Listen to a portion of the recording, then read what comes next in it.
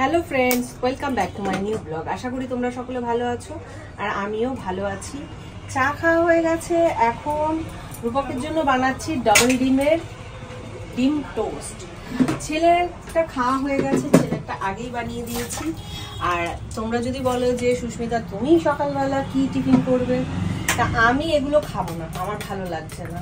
কারণ আমি না এই ডিম টোস্ট খেলে আমার কীরকম যেন মানে অম্বল হয়ে যায়, তাই আমি দুটো মুড়ি খেয়ে নেব।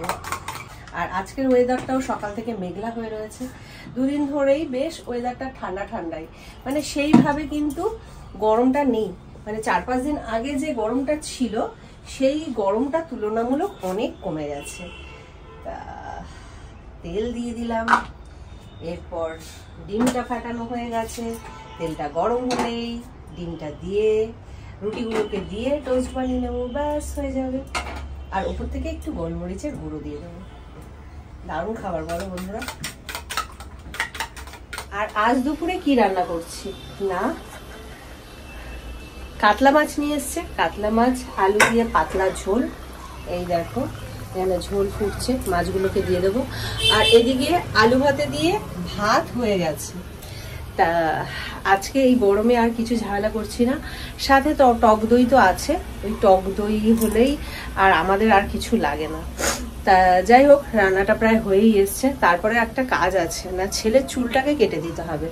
তা ছেলের চুলগুলো বড় হয়ে গেছে, সেলুনে তো যেতেই চায় না, কখনো ওর বাবা কেটে দেয়, কখনো আমি কেটে দেয়। মানে এখন আজকে ইচ্ছে হয়েছে আমার হাতে চুল কাটবে। তা যাই হোক বন্ধুরা, রান্নাটা শেষ করব। ওদিকে ঘরদোর সমস্তটাই মোছা হয়ে গেছে। বাসন মাজা দিদি যে আছে, সে বাসন মেজে আজকে চলে গেছে। তা টুকিটাকি যেটা থাকবে সেটা আমি মেজে নেব। সেইভাবে কিছু নেই, শুধু একটা কড়া থাকবে, ঝিকগুলো থাকবে, সাঁড়াশি থাকবে।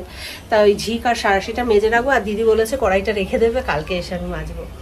তা যাই হোক, কাজগুলো সেরে ফেলেই, চলো। আমার স্বাদের নখগুলো কেটে দিচ্ছে। কে কেটে দিতে বললো? কে কেটে দিতে বললো?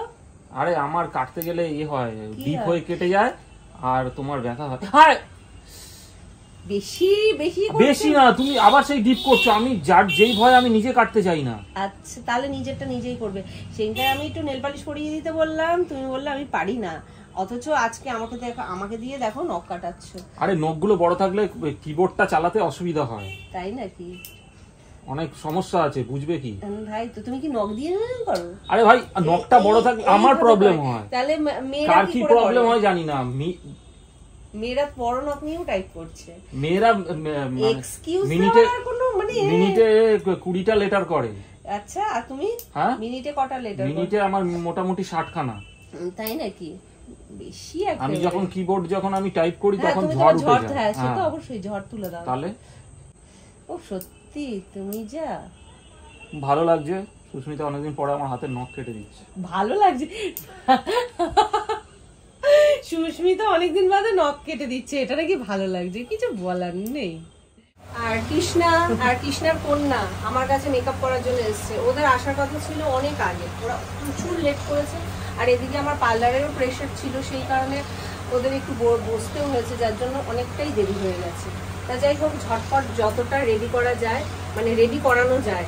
আর আমাকে হেল্প করেছে রিম্পা না থাকলে হয়তো এতটা তাড়াতাড়ি হতো না। রিম্পা সবসময় মুখ দেখাতে লজ্জা পায়, ও নতুন বউ তো, ওই কারণে। তো চলো, পরে আবার আসছি তোমার সামনে।